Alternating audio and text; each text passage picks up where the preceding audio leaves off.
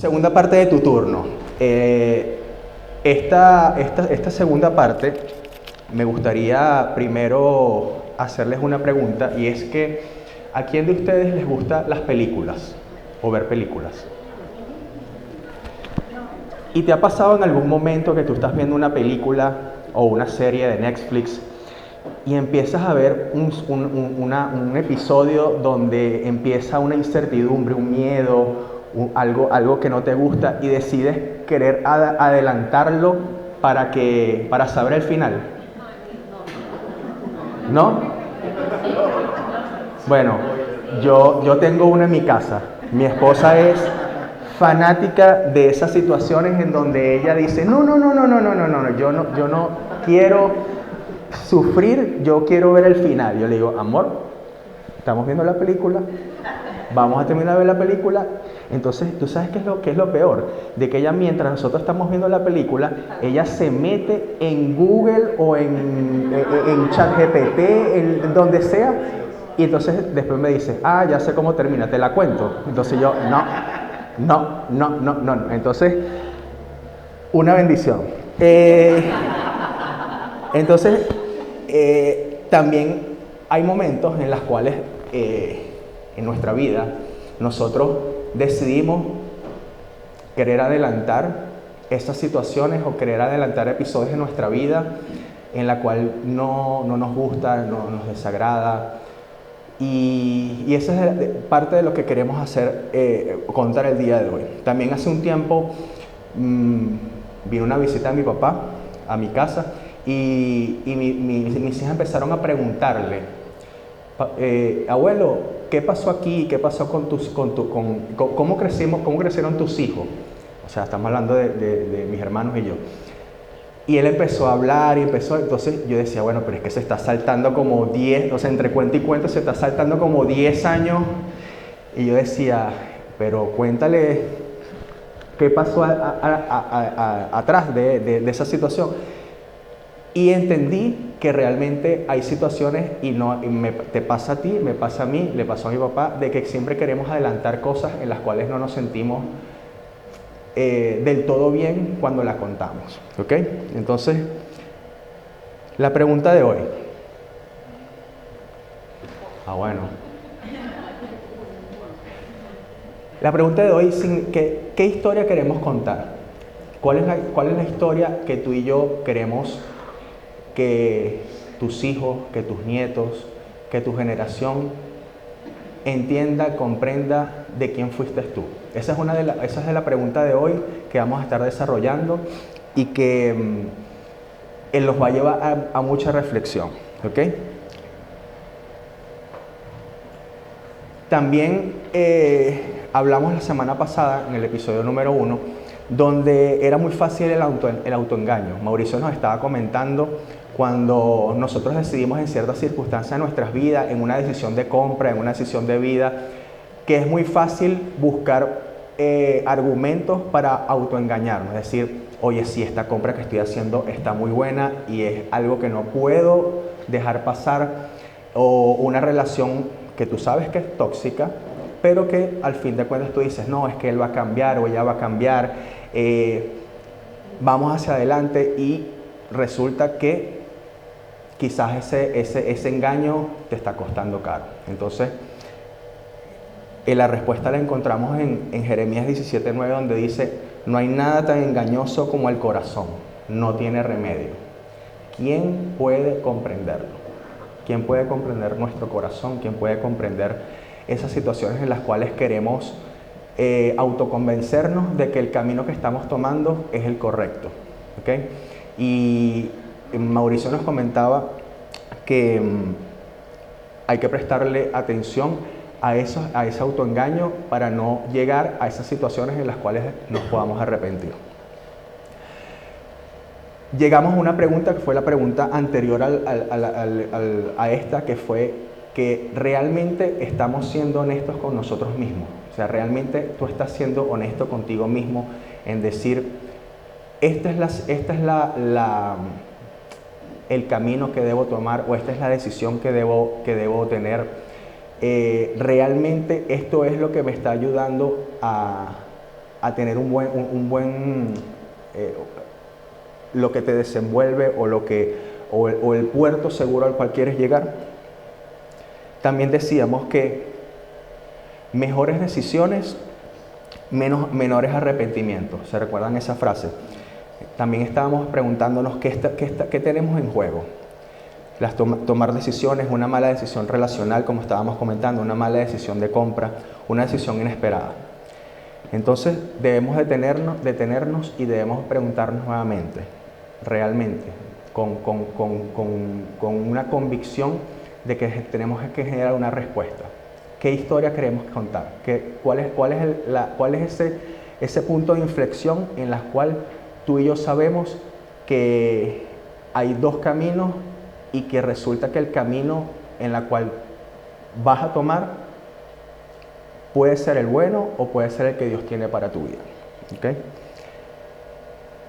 ¿Qué pasa si tu hija o tu hijo o en el caso de que seas papá, un día te pregunta tu hija, te dice: mamá, papá, ¿cómo perdiste la virginidad? ¿Cómo fue eso? ¿Cómo vas a responder? ¿Qué historia vas a querer contar? O una relación matrimonial en la cual tuviste o tienes o una relación tóxica de la que estamos hablando. ¿Y cómo se desenvolvió eso? ¿Cómo puedes tú contar esa historia que pasó?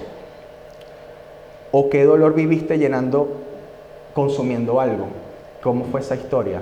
¿Llenaste vacíos, llenaste emociones, llenaste cosas en las cuales decidiste llenarla con alguna adicción, con algo que te llenaba, que pensabas que te iba a llenar, pero que realmente eso te siguió llevando hacia un abismo? Decisiones privadas tienen consecuencias públicas. También Mauricio nos habló acerca de eso. Esas decisiones que uno toma en privado, puedes tener la perspectiva de que eso va a generar una consecuencia pública, una consecuencia de que va a afectar tu entorno, va a afectar tu familia, va a afectar tu esposo, va a afectar tus hijos. Pensemos y Mauricio nos dio un cuadro que para mí en lo particular me dio mucho para reflexionar, en la cual nos llevó por lo que hizo Kennedy o cómo murió Kennedy, después cómo murió, cómo fue la vida que desató la Primera Guerra Mundial. Cómo fue el tema de Bernardo Higgins acá en Chile, pero lo que más nos impactó a ti y a mí fue esa foto de Rafael Caldera. No sé si bueno, el que no vino la semana pasada o el que no la vio, te invito a que lo veas porque eso es súper bueno. La foto de Rafael Caldera, que fue el que decidió liberar a Chávez en aquel momento, y de allí se desprendió, esa decisión privada desprendió una consecuencia que hasta el día de hoy los que estamos todavía pagando consecuencias de eso, todavía lo estamos viviendo, y de eso también lo vamos a hablar. ¿Ok? Toda decisión provoca un resultado y es parte de nuestra historia. También decíamos eso. Una decisión genera un resultado, bueno o malo, para tu vida, y es parte de tu historia. Es parte de lo que escribe capítulo a capítulo tu vida. ¿Ok? Y también genera otra pregunta: ¿cuáles de mis opciones disponibles quiero que sean parte de mi historia? ¿Cuáles son esas opciones en las cuales, por ejemplo, se te presenta un negocio, se te presenta una oportunidad en la cual tú dices: oye, si yo tomo esta opción, va a cambiar drásticamente mi historia a nivel laboral, pero resulta que esa opción que tú vas a tomar quizás no es la más adecuada, o es algo que necesita una trampa para que llegue a un resultado. Entonces, ¿cuáles son esas opciones disponibles que voy a usar como para que sean parte de mi historia, para que si mi historia sea buena o para que mi historia sea mala. ¿Ok? Y aquí entramos en la enseñanza y en el núcleo de la historia del día de hoy, de la enseñanza de la vida de José el Soñador. No sé si conocen esa historia, pero voy a tratar de resumir 13 capítulos de la Biblia, de Génesis desde el 37 al 50, pero es una historia fascinante, una historia donde Dios siempre, a lo largo de esa historia, vemos su mano y su providencia y su propósito en todo. José es el hijo, el hijo de Jacob, ¿ok? En la cual son dos hermanos, ¿ok? Y José era como uno de los hijos favoritos o el más favorito de Jacob. Incluso su padre le regaló una túnica de colores como para premiarlo, por así decirlo, ¿ok? Y él era así como el consentido, ¿ok? Entonces sus hermanos, sus otros dos hermanos, estaban muy envidiosos de él y resulta que empezaron a conspirar para matarlo, ¿ok? Resulta que el hermano mayor dice, mira, no lo vamos a matar, vamos a meterlo en una cisterna, en un pozo, y lo dejamos allí, y lo vamos a dejar allí hasta un tiempo. Y resulta que otro hermano dice, mira, no, vamos a agarrarlo y lo vamos a vender a los ismaelitas como esclavo. O sea, imagínate toda esa trama. O sea, Joaquín Riviera y Leonardo Padrón fueron unos niños de pañales con toda esa o sea, es una telenovela dantesca, ¿ok? Entonces uno de los hermanos de José dice eso, vamos a venderlo, y lo vendieron como esclavo. Potifar, que fue a quien se lo vendieron en Egipto, se lo lleva, lo compra y lo tiene en su casa, y aparece en escena la esposa de Potifar, o la señora Poti, si lo decimos así como un tono burlesco. La señora Poti vio que José era súper atractivo, era súper físicamente muy atractivo para ella, y decidió de hacerle una propuesta indecente. Lo vamos a leer en la Biblia para que no perdamos detalles. Dice, por esto Potifar dejó todo a cargo de José, y tan solo se preocupaba por lo que tenía que comer. José tenía muy buen físico y era muy atractivo. Después de algún tiempo, la esposa de su amo empezó a mirarlo con deseo y le propuso, acuéstate conmigo. Mire, señora, mi amo ya no tiene que preocuparse de nada en la casa, porque todo me lo ha confiado a mí. En esta casa no hay nadie más importante que yo.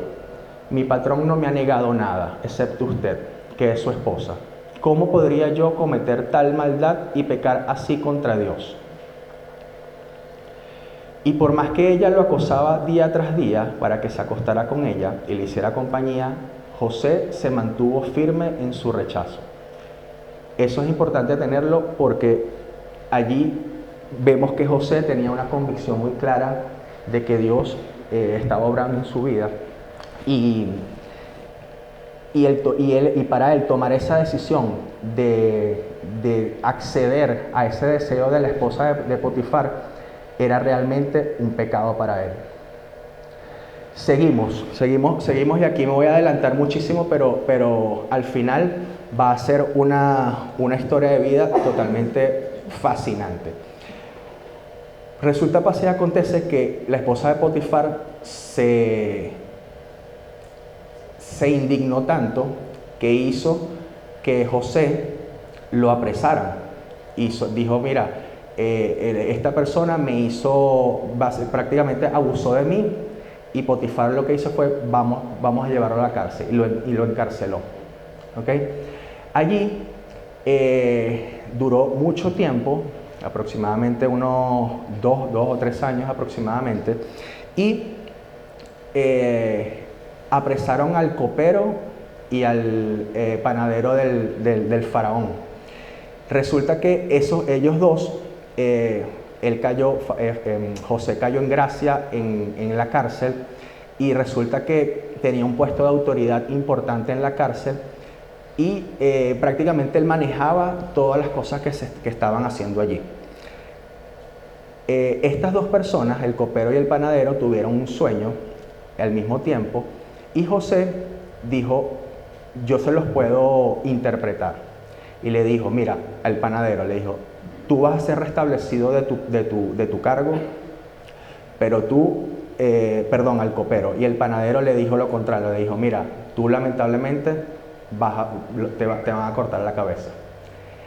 Resulta que el panadero le pasó exactamente lo que José le profetizó o le dijo en el sueño, pero resulta que el copero fue realmente restituido a su cargo, y José lo único que le pidió, le dijo: mira, cuando tú te restituyan el cargo, acuérdate de mí, de lo que hice por ti, dile a Faraón que yo estoy acá y que si puedo contar con tu favor, con el favor del Faraón, libérame. Resulta que el copero: sí, yo te hago eso. Y pasó mucho tiempo y no ocurrió eso. Resulta, y ahí es donde entra el sueño del faraón, que es cuando el faraón tiene un sueño y nadie de sus súbditos podían analizarlo, podían interpretarlo, mejor dicho. Y el copero en algún momento dijo: mira, faraón, yo una vez conocí a una persona en la cárcel en la cual él sí me interpretó el sueño. Llámalo a ver si te lo puede interpretar o no. Llámalo, vamos a llamarlo. Y resulta que el faraón le dijo: mira, ese es el famoso sueño de las 7 vacas gordas y las 7 vacas flacas, que las 7 vacas flacas en el sueño se comieron a las 7 vacas gordas. Y José le dijo: mira, realmente este sueño es que Egipto y toda la tierra va a ser consumida por una hambruna. Van a haber 7 años de abundancia y 7 años de escasez.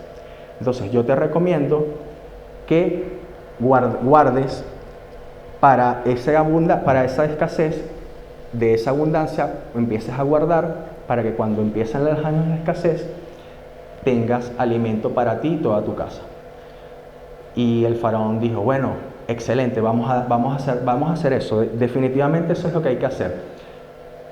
Pero tú eres el que te vas a encargar de todo, tú vas a ser mi primer ministro. Básicamente era como el presidente del país, ¿ok? Fíjate que ahora José fue vendido como esclavo por sus hermanos. Luego cae en gracia a través de Potifar y su esposa, pero vuelve a caer en desgracia por todo esto que le hizo a la esposa. Luego él sale de la cárcel, le interpreta el sueño a Faraón y vuelve a caer en gracias con el Faraón. O sea, imagínate todo lo que ha pasado y todas las vicisitudes que ha pasado José en su vida. Resulta que pasa lo del Faraón, pasa lo de los 7 años de abundancia y pasan los 7 años y empiezan los 7 años de escasez, y resulta que sus hermanos, los que los habían vendido, se enteran de que Egipto era el único país que tiene guardado alimento. Resulta que ellos van para allá y se entrevistan con José, no sabiendo que José era José. Imagínate el cuento. Y empiezan a decirle: mira, nosotros necesitamos alimento para nuestra casa. Y José, obviamente, queriendo ver cómo se revela a sus hermanos, dice: mira, no, vamos a hacer una cosa. Se va a quedar uno de ustedes aquí, porque yo estoy así como que, yo creo que ustedes son espías. O sea, si leen la historia, yo les estoy tratando de resumir 13 capítulos de Génesis para llegar a un momento cumbre. Pero yo te invito a que lo puedas leer en tu casa para que no te pierdas de todos los detalles que quizás me estoy saltando, pero quiero llegar a donde quiero llegar para el mensaje. Resulta que Faraón le dice, perdón, José le dice a ellos, le dice, que uno de tus hermanos se va a quedar aquí como garantía y tú vas a ir para allá y me vas a traer, y le preguntó, ¿tú tienes padre o tienes otro hermano? Entonces él le dijo, mira, sí, tenemos papá que está vivo, tenemos a un hermano que ya no está con nosotros, que se está refiriendo a José, y otro hermano menor que se llama Benjamín, yo le digo el Benja, pero él es como el hijo de la vejez de nuestro padre Jacob. Entonces él dice, bueno, va a quedar un hermano acá, van a ir para allá, yo les voy a dar alimento, los voy a dejar ir, pero ustedes van a traer a ese hijo Benjamín hacia acá. Bueno, perfecto. Ellos van, le echan el cuento al papá y le dice, mira, pero tenemos que traer al Benja. Y él dice, mira, no, ¿cómo me vas si ya yo perdí un hijo, me vas a dejar perder a otro hijo? Porque quizás si ustedes no lo cuidan, me lo van a matar. Entonces, cuento corto, ellos vuelven otra vez a Egipto con el Benja y ahí José lo ve y es uno de los hijos, prácticamente, o sea, el hermano José y Benjamín son hijos de la esposa de Jacob, que era la que más amaba, que era Raquel. Entonces él le tenía un cariño muy especial a Benjamín y cuando lo ve, él se conmueve tanto y dice, tengo que revelarme a mis hermanos, pero todavía no. Vamos a otro avance con Faraón. Y entonces le dice a Rubén, que era el mayor, le dice, mira, ahora me vas a dejar a Benjamín acá conmigo y te vas a ir y me vas a traer a tu papá para que yo los pueda proveer. O sea, imagínate ahora Benjamín acá en Egipto y ahora hay que traer al papá.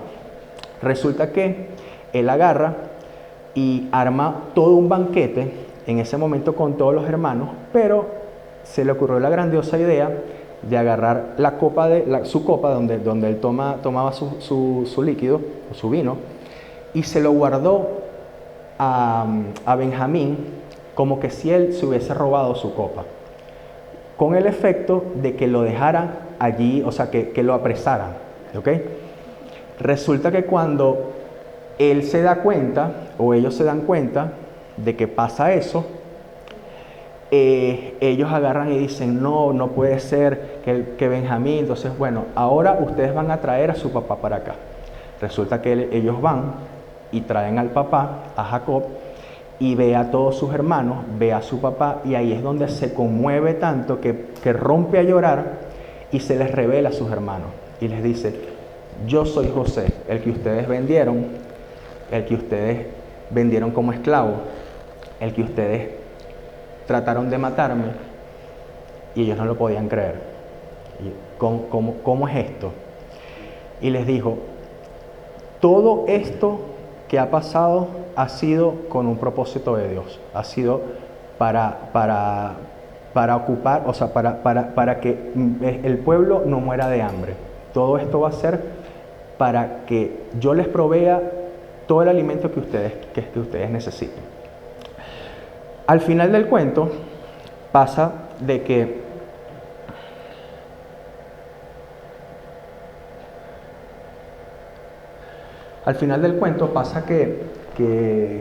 José y sus hermanos deciden vivir con su papá en la tierra de Gosén, allí en Egipto. José finalmente les provee de tierras, les provee de alimentos. Faraón les dijo, mira, haz tú con tu familia lo que ustedes quieran, lo que tú quieras hacer con ellos, yo lo voy a autorizar. El faraón contó con el favor de José. Y resulta que cuando Jacob, que es el papá de ellos, se muere, cuando él dice, mira, ya Dios me ha dado el favor de ver a todos mis hijos acá con vida, ya puedo morir tranquilo, prácticamente él dijo, ya no tengo más que pedirle a Dios. Y él muere, Jacob muere. Y aquí es donde viene la parte más cumbre y la más hermosa de esta historia, que es que los hermanos aún, con todas estas situaciones, con todo lo que hicieron, ellos no les habían, a José no le había dicho que ellos habían planeado esa muerte. Y aún así, los hermanos, cuando Jacob muere, cuando su padre muere, ellos tienen como una convicción de miedo y les dice: vamos a redactar una carta como si fuese Jacob, diciendo: mi última voluntad es que no les hagas daño a mis hijos. Obviamente fue algo planeado por los hermanos, no lo hizo, la voluntad de Jacob no era esa.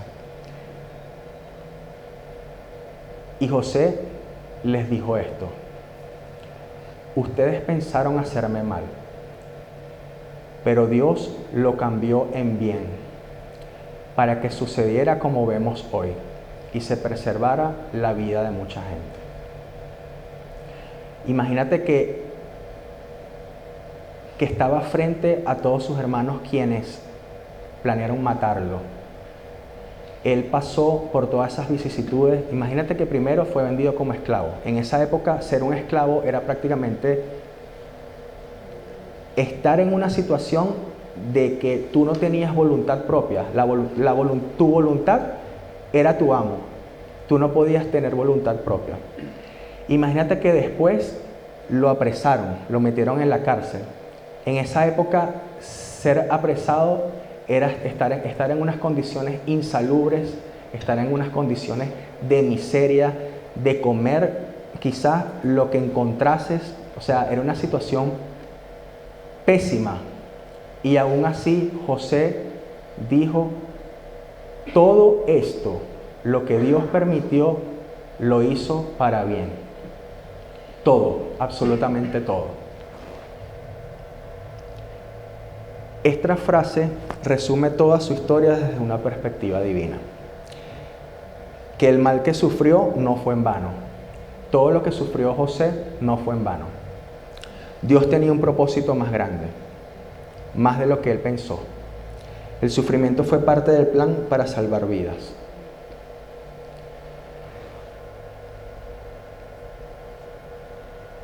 Ahora yo te quiero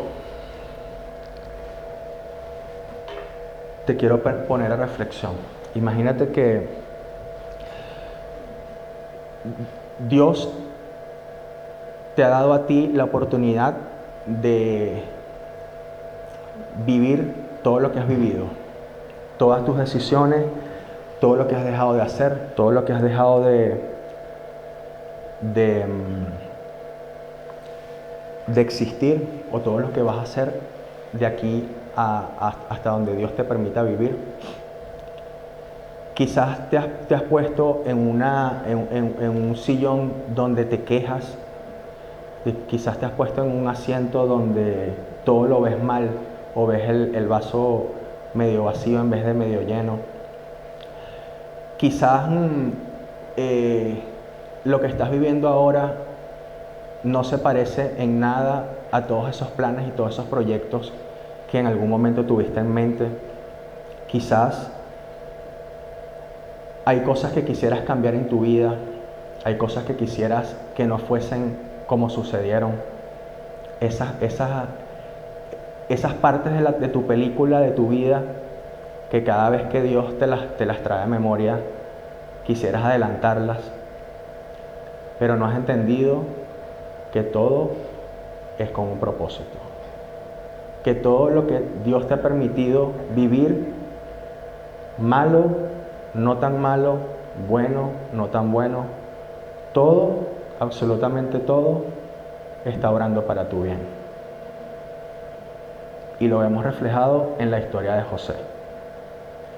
José pudo en algún momento decir: Señor, no aguanto, esta no es la vida que yo me merezco. Mis hermanos me vendieron, soy esclavo ahora la otra por no decidí acostarme con ella, generó una mentira y ahora me apresan. Luego ahora estoy en la cárcel, voy ahora donde el faraón y veo a mis hermanos y me siento mal. Ahora aplica esta historia en tu vida. ¿Cuáles son aquellas cosas que Dios te ha permitido vivir donde tú quizás no entiendas por qué estás pasando lo que estás pasando?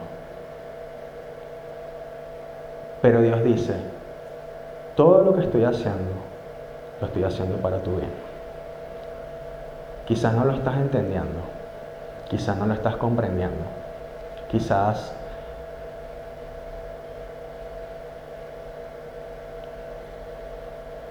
si Rafael Caldera no hubiese liberado a Chávez,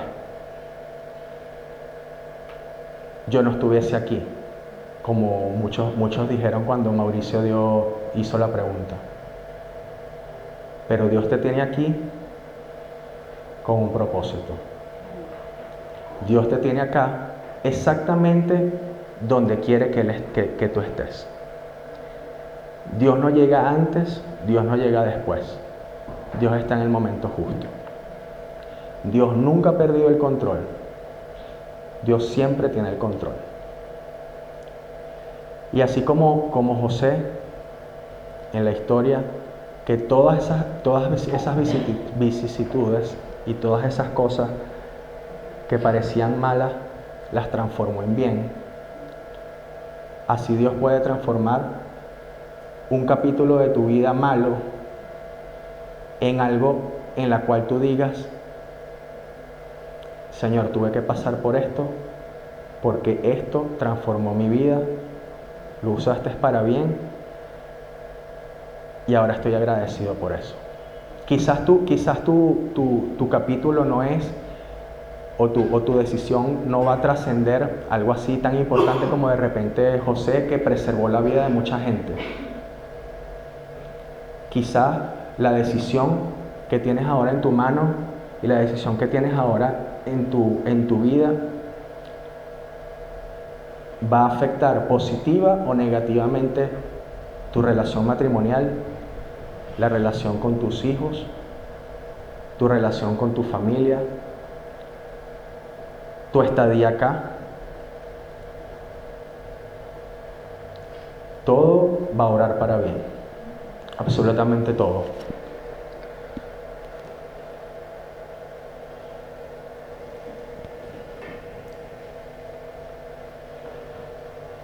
Estamos escribiendo nuestra propia historia. Tú estás escribiendo tu historia, yo estoy escribiendo la mía.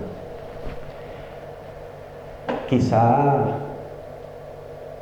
pudo haber sido diferente. Quizás en Venezuela, y no sé por qué estoy hablando tanto de esto, pero es que necesitamos romper, necesitamos soltar para poder tomar lo que Dios tiene para nosotros en este momento. Quizás lo que tú tenías, tú y yo en Venezuela, ya no lo vamos a tener. Ya Dios tiene otros planes. Tenemos que soltar. Tengo que soltar. Mi esposo y yo decidimos soltarlo hace mucho tiempo. Nuestro desierto, bendito desierto. Bendito desierto que Dios nos hizo pasar para entender que Dios es bueno, Dios sigue al control y que su voluntad es buena, es agradable y es perfecta. Bendito desierto. Cada vez que Dios me trae a memoria ese desierto en la cual la pasamos tan mal, pero crecimos tanto, crecimos mucho. Ahí es donde Dios, y me apropié de esa palabra porque ha sido un ancla en mi vida, cuando Job le dice a Dios, en el capítulo 42 le dice, de oídas te había oído, te había visto, pero ahora mis ojos te ven. Conocer el Dios que hizo todo lo que está visible, pero que a la vez está en mí y está conmigo y está contigo. Esa decisión que quieres tomar, esa decisión en la cual no sabes cómo afrontar esa situación, cómo afrontar esa bifurcación, si lo vemos de alguna manera en camino, va a definir el destino de tu historia. Pero Dios siempre va a estar contigo al control. Siempre, siempre, siempre. ¿Cómo puede ser diferente? Tienes que decidir, es tu turno. Así como esta serie, es tu turno, es mi turno, es tu turno. Y es difícil cuando tú no entiendes, no comprendes el panorama completo, pero Dios te pone solamente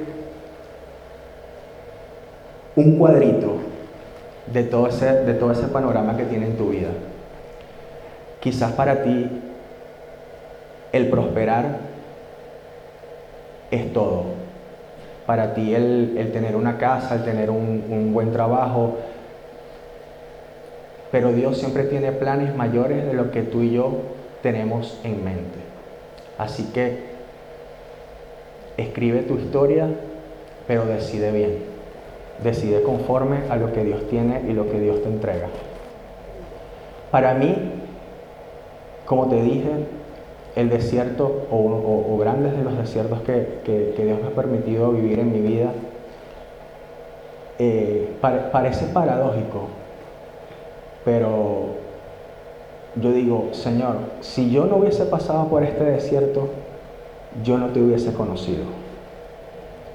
Para mí una de esas partes, no sé si ustedes han visto la película Click, Perdiendo el Control, eso que él agarraba y decía, no, esta parte de mi vida no la quiero. Y si no la has visto, te la recomiendo.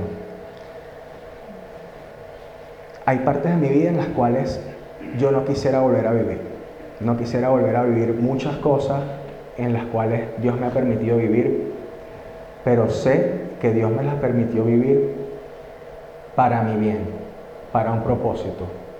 Y sé que hoy por hoy lo está usando para bendecir mi vida, para bendecir mi matrimonio, para bendecir mi hogar, pero por sobre todo para entender que es Dios a través de mí llamando a otras personas, de que sí se puede, de que sí hay esperanza. Si tú dejas y sueltas el control e invitas a Dios a que tome el control de tu vida, va a ser una de las decisiones más trascendentales que vas a tener en tu vida. No lo vas a entender, tampoco Dios te lo va a explicar, pero sí te va a dejar ver ese cuadrito. Te va a poner así como pasos, y te va a ir confirmando esos pasos, y te va diciendo, no temas, yo estoy contigo, por aquí es, yo no he perdido el control, todo lo estoy haciendo para tu bien, mi voluntad es buena, es agradable y es perfecta, confía en mí. Mi decisión va a ser seguirlo obedeciendo. ¿Cuál va a ser la tuya? ¿Cuál va a ser la tuya?